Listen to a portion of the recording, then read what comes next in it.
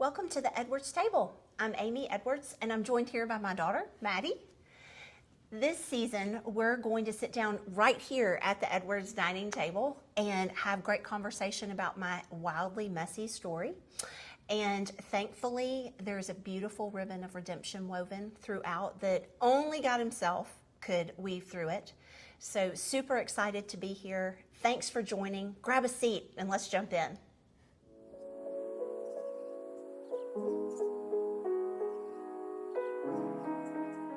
Well, hello everyone. Thank you so much for joining us. If you have been tuning in weekly, we're so thankful for you guys. And if this is your first time, welcome to the Edwards Table. My name's Amy, joined here with my beautiful daughter, Maddie. And this first season of the Edwards Table, just kind of telling my story, like all the fun things, wild, crazy, sad, traumatic, eventful things. All of it. Of life, yes, all the things. And so today, where we have landed has been our family made our way out to Texas, and not really knowing anyone here, but all of us agreeing that this would be a cool place to live. And so at that point, you were going into 5th grade, and Quinn was going into 9th or 10th. He was a sophomore in high school. Dad had changed his career path and was traveling all the days. So being here in the Austin area was good because we had access to airport and obviously Wi-Fi. Yeah. And so we moved out to the burbs here in the Austin area and kind of found our way. I think first year here, I think was a little bit just tough getting acclimated to being here and starting to meet people and kind of find our way. But then, you know, I thankfully found some ways to get plugged in for myself, which was good.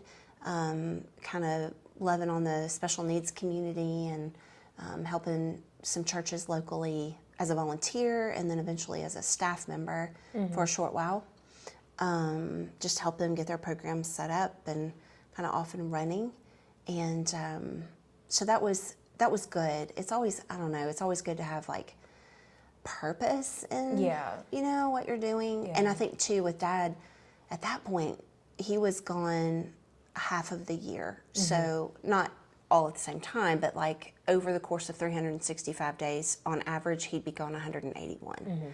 And so it was important for me to kind of find my way of what I needed to do with some time while y'all were in school and things like that. So, you know, just some part-time work that I did, and that was good for me.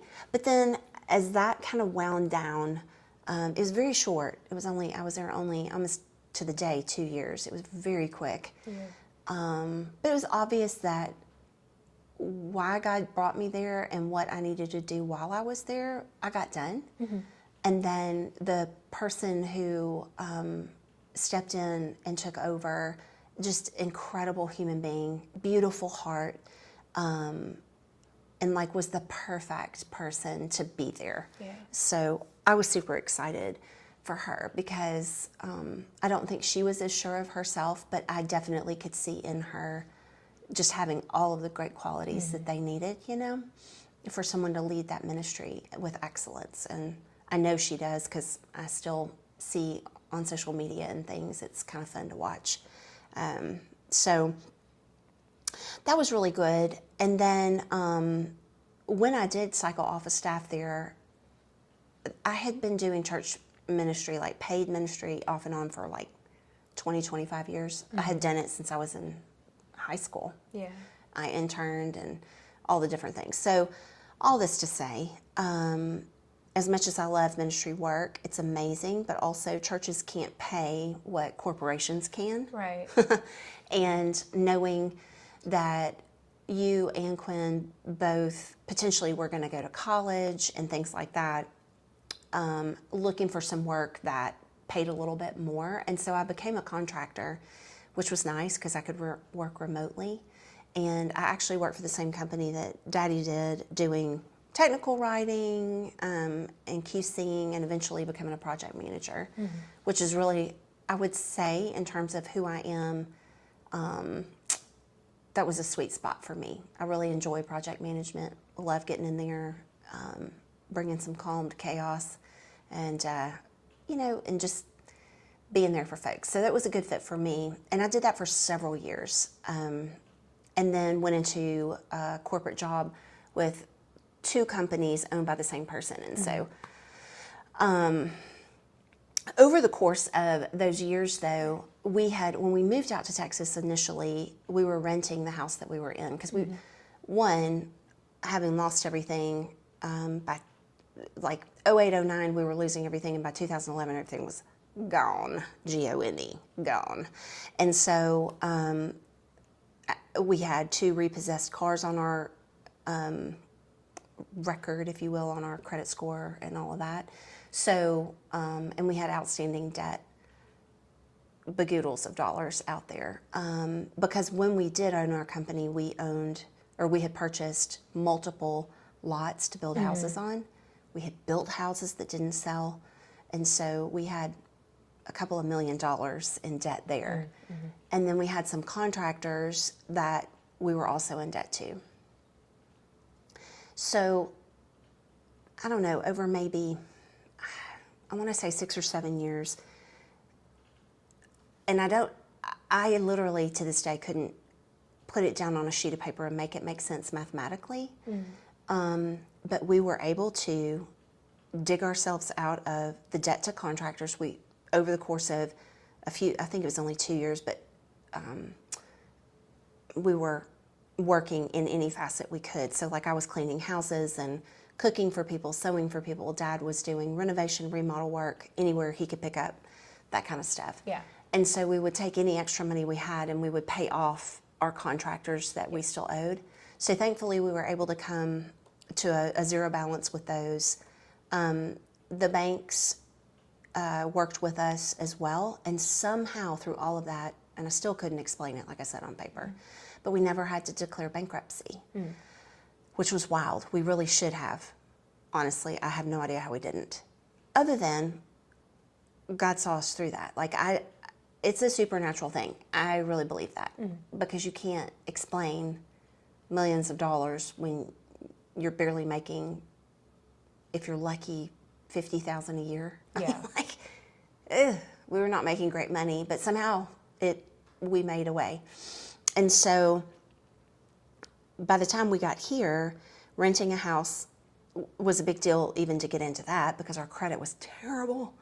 And that we were only going to stay in a few years and work our way back to being able to purchase a house. But then you and Quinn both, like school situations, it was a good fit for him for high school. Then your middle school was a good fit for you. Then your high school became a good fit for you. So it was like, and we're staying. So we actually stayed in that house for 7 years until I think it was your junior year. Yeah, it was in my junior year. Yeah, started really looking around at buying a house and moving into it during your senior year. Once we didn't have to be in the same district or whatever. So we found, we were looking for like 2 years, just taking our time, figuring it out. So we found a wee little neighborhood here in Texas, 130 houses, which is tiny. Most neighborhoods here are like thousands of houses. It's crazy. And found this little cul-de-sac lot that we loved. It had a beautiful view of all green space behind it. And so we built that house. And over the course of the year that we built it, it wound up being during the virus that shall not be named situation, when everything shut down.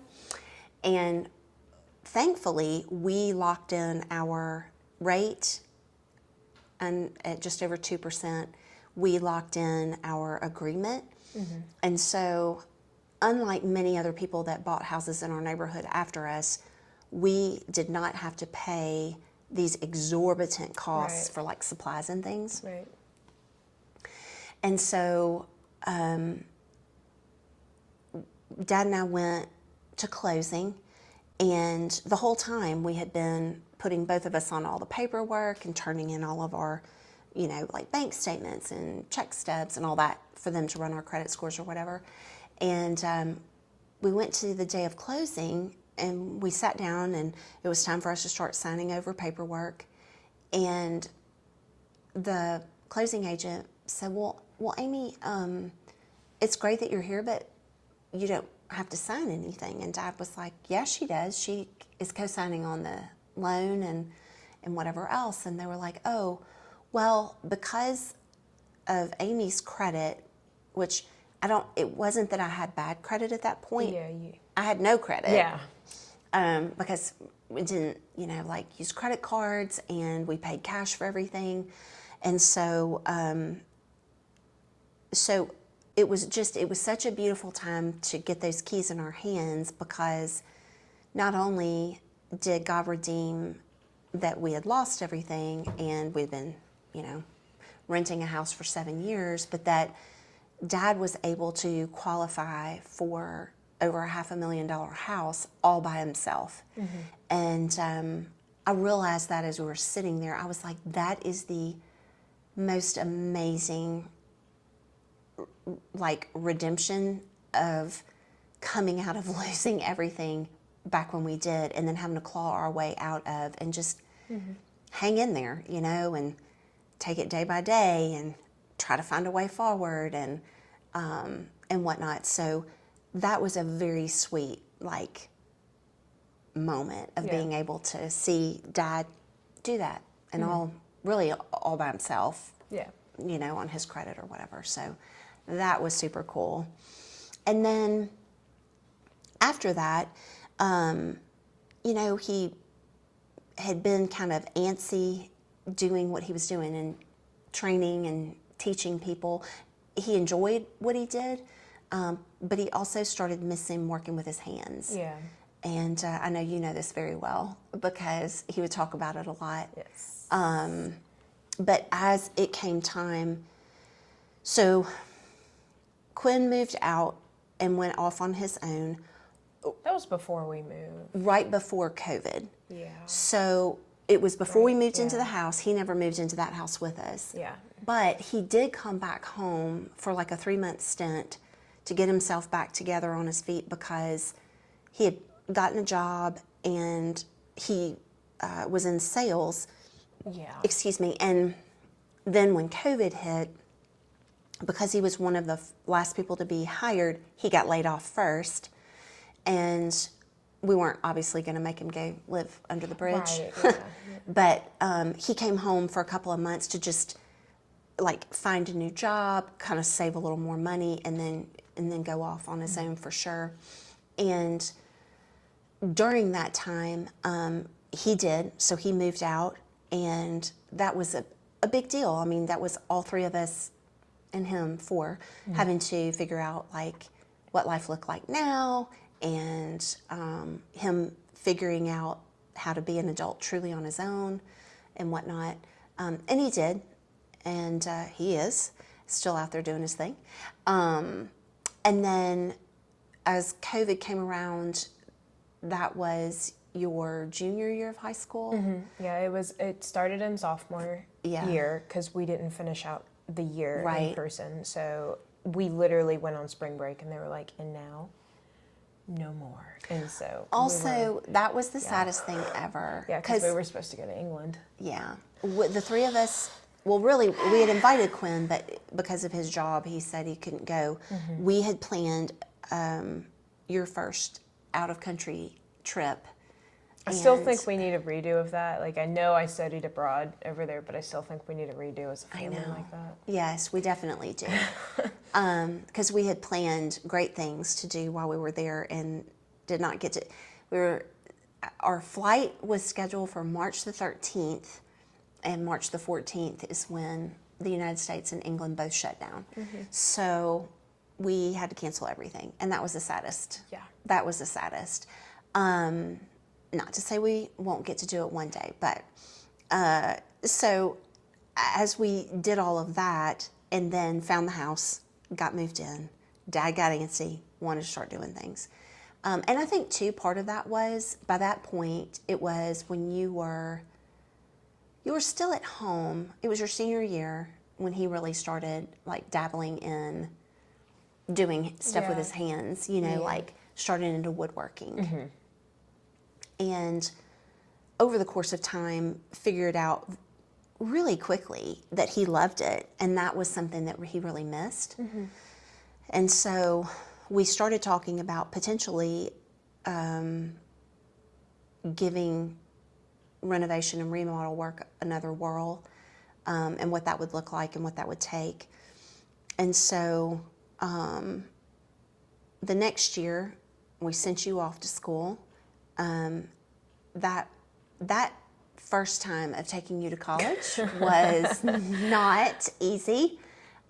It was hard when we took Quinn to school. He was 15 hours away, so it was a plane ride to get him or to him, but he did not stay in college long term, so we only had to do that the one time. But when Daddy and I took you and dropped you off, we literally had to pull over at one point because both of us were crying so hard. It was pitiful. And I think too, it's the start of knowing that we are getting ready to truly be empty nesters. And so thankfully, college lasts a few years. For you, was very quick.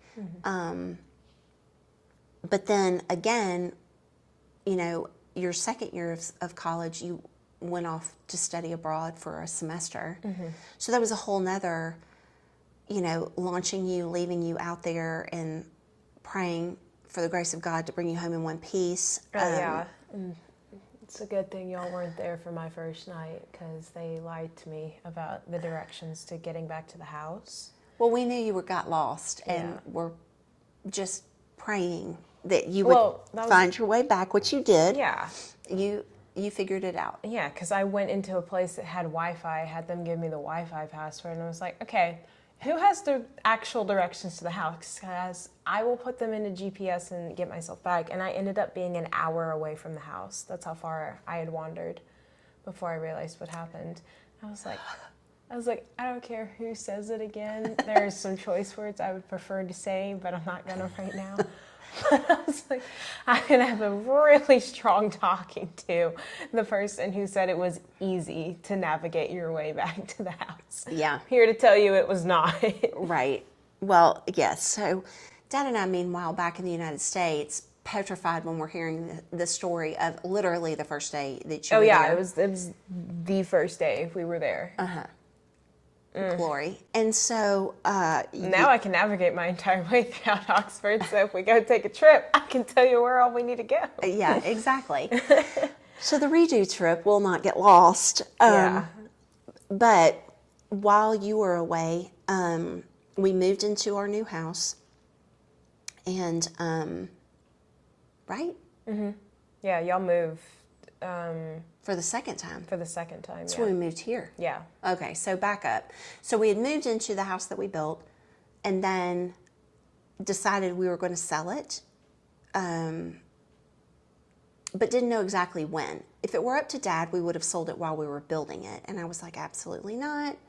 Yeah. We've worked so hard to get this together. We picked all of the things, like in terms of all the colors and the flooring and the layout and all that. Which now I'm kind of like, I wish maybe we did, because that house was so good. I know. Yeah. Alas, I do miss that house a lot. However, what we were able to do with that was we made good money when we sold it. We took that money and we paid off your college, paid off our debt, and then took what was remaining and started Rodyna Contracting, which is our business that we have now. So that actually was last year when we started Rodyna officially on a sheet of paper. Yeah. The end of December last year, I quit my job, and the beginning of January, Dad let the company that he contracted with know that he was going to back off of his contracts. And he didn't have any new ones, but just to let them know, if they had any new ones, not to send them his way. And we just kind of cannonballed in the deep end. So we have been at it now this is our 9th month of the year, and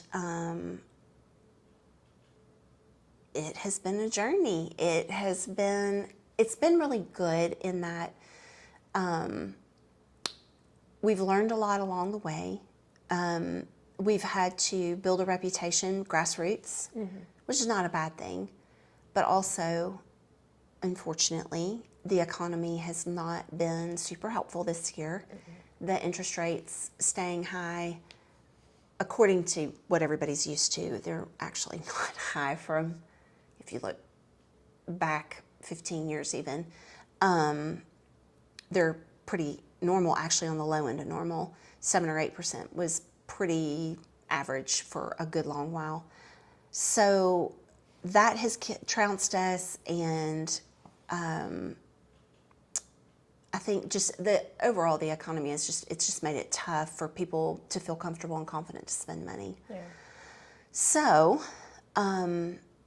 thankfully, we have stayed afloat, and we will for the whole year. And we've got, potential customers and things of that nature on the horizon. So it's something I'm very proud of. Like, I'm very proud that we have fought our way through. Yeah.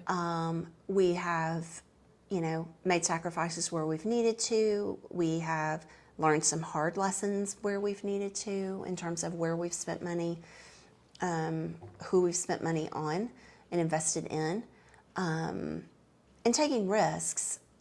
Yeah. That's something, it's a huge risk at our age. I've taken 51 trips around the sun, and Dad's taken 56. And, at 50, 55, that's not typical of when you take a chunk of your retirement and throw it all in and say, let's do this. Yeah. But that's kind of how Dad and I have always been. Calculated risk takers. And we're doing something that we both enjoy. I would say out of the two of us, I've been more of the floundering fish, because I didn't know what I was doing in terms of, I know how to run a business, I know how to project manage projects, I know how to run books, but in terms of like social media and a website and things like that, I've had a taste of it, but it's not something that I'm professionally proficient at, I would say. I am learning. Through my 50th year on this planet, I met a friend, and, well, it wasn't that year that I met her, but I've known her for a few years, but we just kind of got to talking, and I found that over the course of telling my story, it's something that I've done for a long time. At one point, right before COVID hit, and even into COVID, I had worked diligently with a very dear friend. We were working on starting an organization, and that's what it was us telling our stories, because she has a really very powerful and impactful story. And as the way life works out, between that and then she had a very serious injury, which has taken her down a path of hopeful healing, but she hasn't experienced it yet. Yeah. And so that dream got put to bed. And that was really devastating for me, because I really thought that's what I was meant to do at that time. And I laid it down, I left it alone. But then last year, picked it back up when another friend of mine and I were talking, and she was like, you've got this story you really need to be out there sharing. I'm like, yeah, I know that. And then also my Bible study girlies were on me about it.